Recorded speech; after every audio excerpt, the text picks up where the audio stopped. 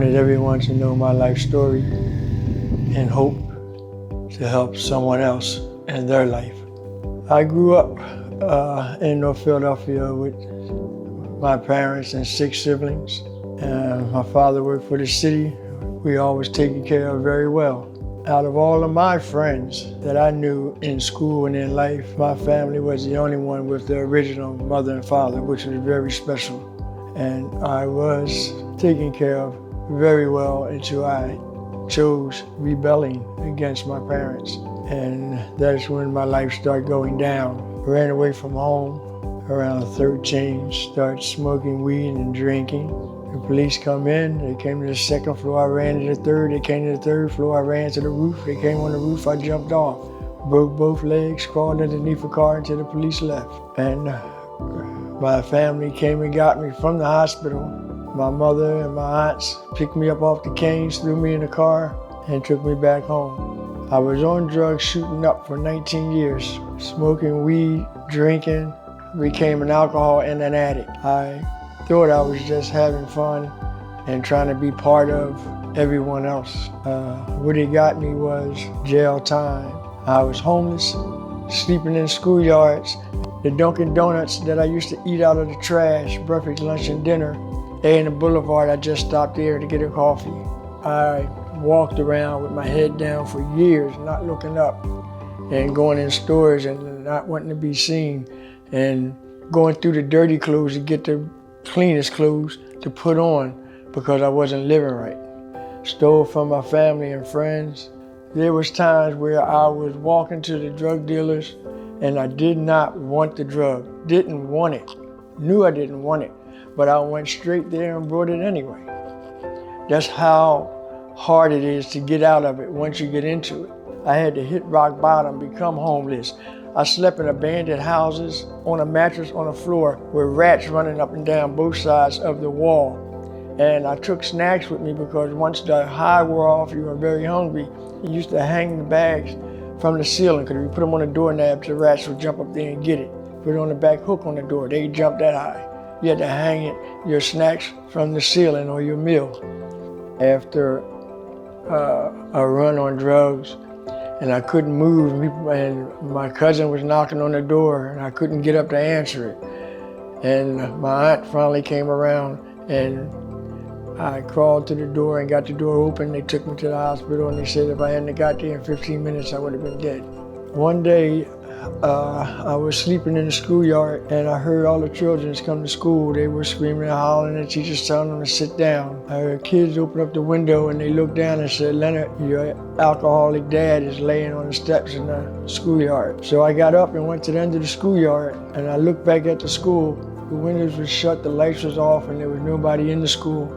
I asked the woman what time it was, or what day it was. She told me it was Sunday. The school was not open. Then not long after that, my parents told me, "We don't even want to see you no more until you get your life together." A little while later, I did put myself away. Out of that, I got 11 years clean, and I ended up relapsing. It took me 3 years to get back, and I wanted everyone to know my story, how dark and lonely that world is in drug abuse and addiction. But the flip side to it is life is very beautiful in recovery. Just to come out and see daylight is appreciating and rewarding. Since I've been clean, I've always been a handyman and landscaper. It's a very successful business. I'm doing very well. Now I can go in the store and buy what I want. I don't have to worry about the price. I run my business from home. When I get out of bed, I'm in my office, and this is where everything starts. I didn't easily get here. I didn't eat out or order food or none of that stuff. I saved every dime, buy tools and everything to get to where I'm at.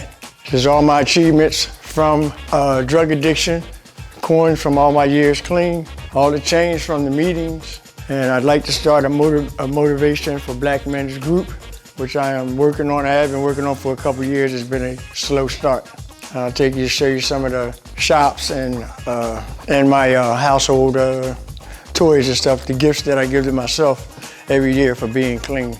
But sometimes we are people and we have a tendency to rebel. So you have to have something to avoid that if you want to remain clean.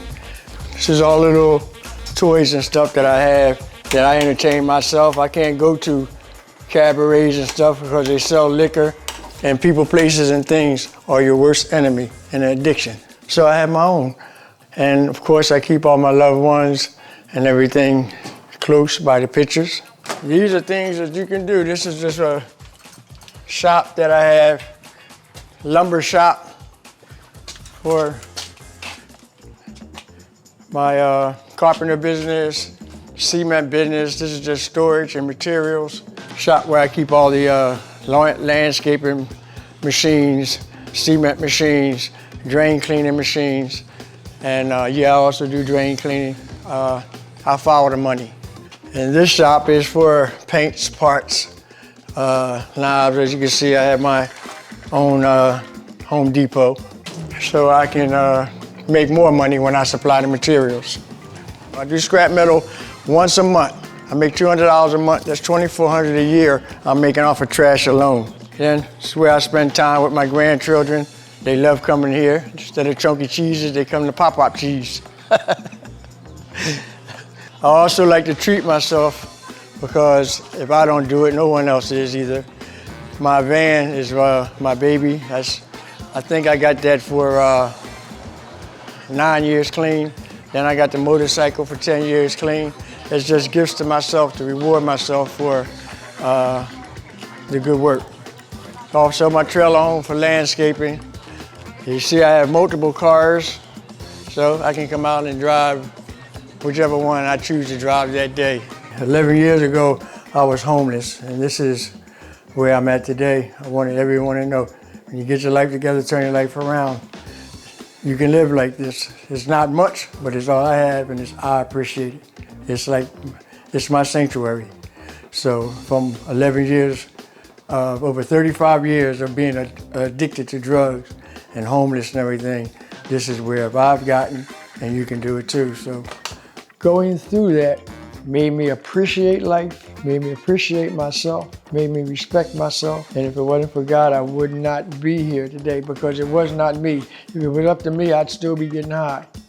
The Lord turned me around, and He has blessed me daily. Wanted to do this, so if there's anyone else out there going through what I went through, this would be my last time to maybe touch your heart, or at least give you a thought to straighten out your life. I thank everyone that came out. If you're ever thinking about me or want to feel me, just touch your heart, because I'm in there. But thank you for being here.